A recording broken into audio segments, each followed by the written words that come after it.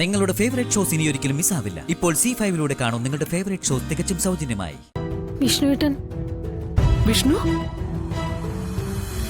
വിഷ്ണുവേട്ടൻ റൂമിലില്ല സത്യമേ. റൂമിലില്ലെന്നോ? അവൻ എവിടെ പോയി സമയത്ത്? എനിക്കറിയില്ല. പിൻവാതിൽ തുറന്ന് ഇറങ്ങി പോകുന്നത് കണ്ടു.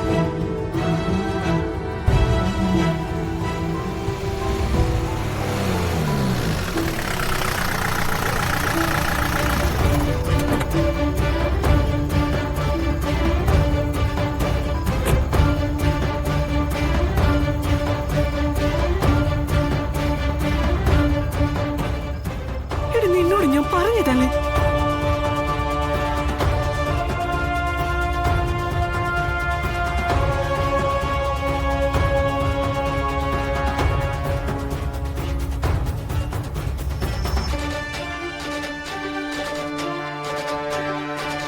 വിഷ്ണു,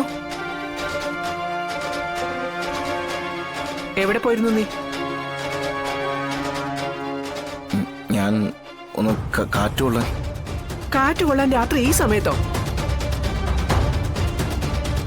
ഈ വീടിനുള്ളിലെ കാറ്റൊന്നും പോരെ നിനക്ക്?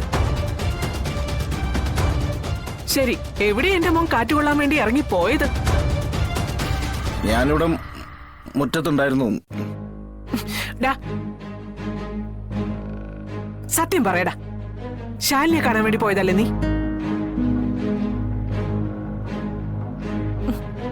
എടാ, നീ അവളെ നോക്കി പേടിപ്പിക്കണ്ട. അവളുടെ മുന്നിൽ വെച്ച് ഇത് ചോദിക്കാൻ ലജ്ജയുണ്ട് എനിക്ക്. എന്നാലും നീ ആയിട്ട് ആ ഗതികോടും കൂടെ സത്യമാമ്മയുടെ തലയിലോട്ട് ഇട്ടല്ലോ.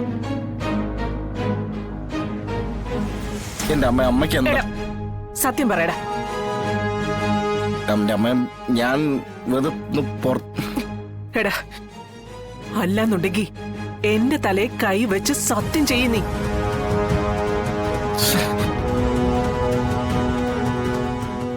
എന്റെ അമ്മ ഞാനൊന്ന് ദൂരെ ഒന്ന് കണ്ടതേ ഉള്ളൂ. അടുത്ത് പോയി സംസാരിക്കുക ഒന്നും ചെയ്തില്ല. അതിന്റെ ആവശ്യം എന്തായിരുന്നടാ? നാണം കെട്ടവനെ.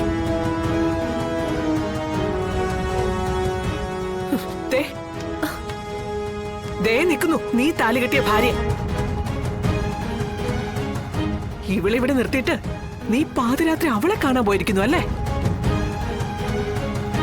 എടാ, ശാലിനിയോടുള്ള പ്രേമം അത്രയ്ക്ക് തലക്ക് പിടിച്ചിരിക്കായിരുന്നെങ്കിൽ എന്തിനായിരുന്നടാ ഇവളുടെ ആവശ്യം? ഇവളെ എന്താണ് ഈ വീട്ടിൽ കണ്ണു കിട്ടാതിരിക്കെ കൊണ്ടുവന്ന് നിർത്തിയേക്കുവാണോ? സോറി വിഷ്ണുവേട്ടോ, മധുശ്രീയുടെ ഭീഷണി കാരണമാണ് വിഷ്ണുവേട്ടന് സത്യാമ്മയ്ക്ക് മുന്നിൽ ഒറ്റ കൊടുക്കേണ്ടി വന്നത്. ഇതെന്റെ ജീവിത പ്രശ്നമായിപ്പോയി. ചെല്ല്. നിന്റെ ഈ രാത്രി സഞ്ചാരമൊക്കെ നിർത്താനുള്ള വഴി എനിക്കറിയാവടാ.